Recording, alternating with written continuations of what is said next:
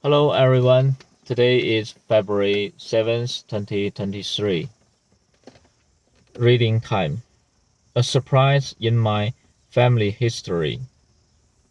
I screamed while Grandma stared at the small, faded book.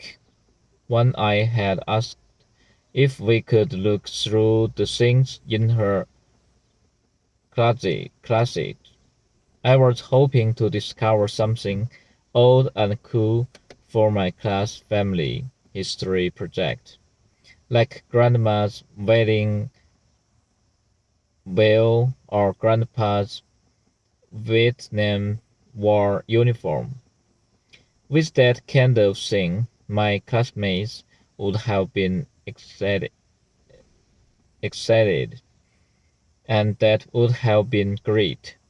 Since my parents and I moved to Queens, I'd been looking for a way to connect with kids in school, so I wouldn't just be that weird girl from Chicago who had no clue that you could buy pizza the silence, by the slice. Instead, my grandma Maeve had pulled out this dusty little notebook.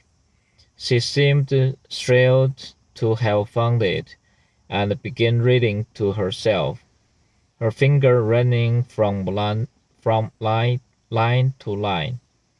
Looking at the page, I couldn't understand how she was able to make out anything. The handwriting was scrambled, and the words were so tightly packed together. But she kept on reading and was kind of ignoring me. So I finally cleared my throat and asked, "What is this, Grandma?" "Ellen," she said, her eyes gleaming, "it's my diary." She motioned to me to come sit next to her on the couch, and started reading out loud. 1st June 1956. I don't understand why Mom decided to leave Ireland and move to Puerto Rico. I feel so alone here.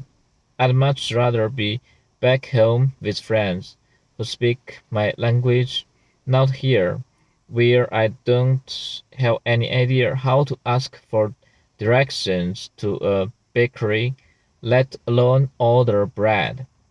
I don't know Spanish, I don't know Sandrine, and I certainly don't know why I had to move.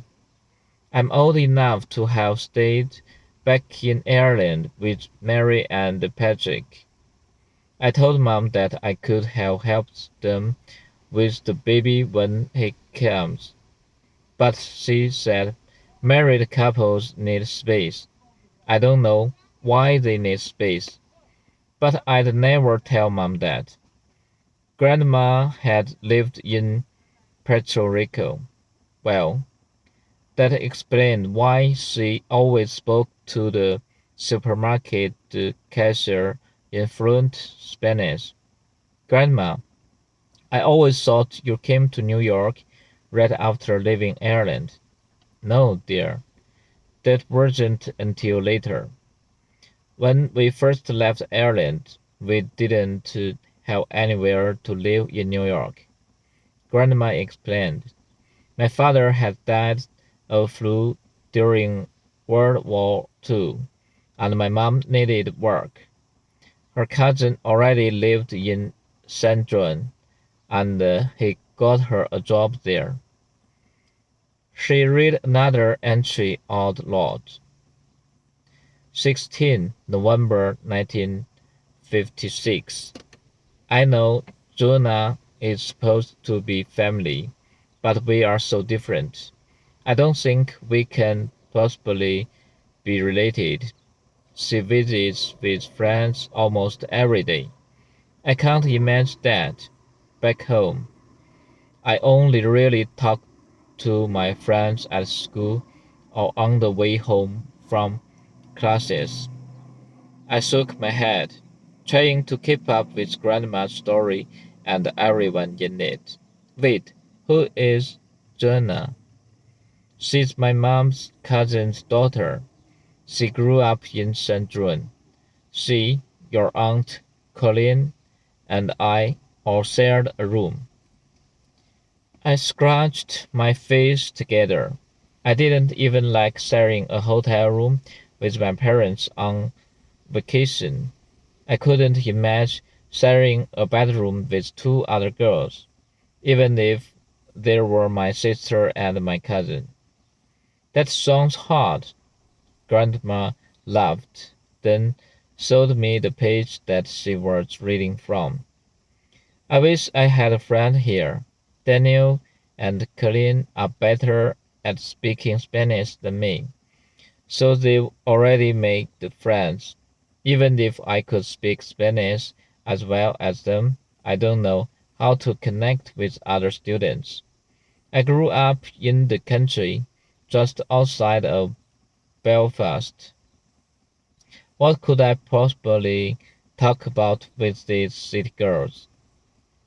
It was hard to think Grandma at 15, watching her siblings make friends while looking for ways to talk to her own classmates, wishing that she could hang out with them. Actually, it seemed a lot like my situation since we arrived from Chicago. But, thank goodness, I'm not adjusting to live in a city for the first time. And at least we have good pizza in New York. Did they even have pizza in Puerto Rico then? Well, did you end up making friends? I asked Grandma. The corners of her lips lapsed into a wide grin. She held a finger up at me to wait, and stamped through the pages until she found the one she wanted. Then she passed the diary to me and helped me decode the cramped handwriting. 3rd April 1957. Mom gave me a lot of soda bread for lunch today. I was surprised by how big it was.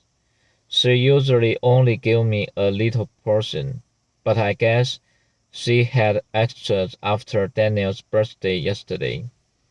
When Jonah's friends at school, Anna and Lucia, saw how much I had, they commented on it, and I offered each of them a piece.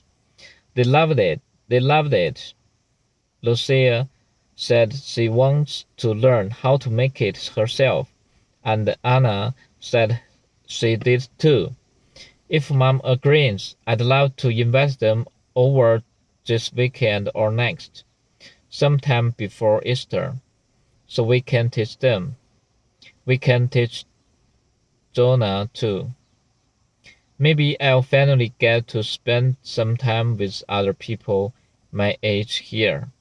Grandma told me that that was her big breakthrough, and that Lucia and Anna and she became good friends afterwards. She thought that this could solve my problem too, but I know it would not be a big deal if I brought soda bread to school. Not when there are vending machines with 8 types of chips in the cafeteria. Doing what Grandma did won't help me. But you said your classmates never had Chicago pizza, right? Grandma asked. May they want to try it? Maybe they want to try it. I don't think so. Even I don't like Chicago pizza as much as New York pizza. But you could invite a friend or two to compare Chicago pizza to New York pizza. Food brings people together. The doorbell rang. I'll get it, Grandma said. Can you hold this? She passed me the diary.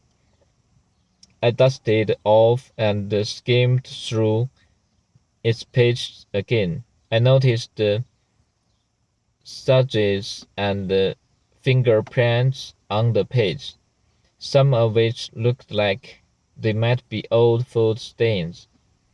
I made out an entry that said, "Oh no, Lucina is moving to New York."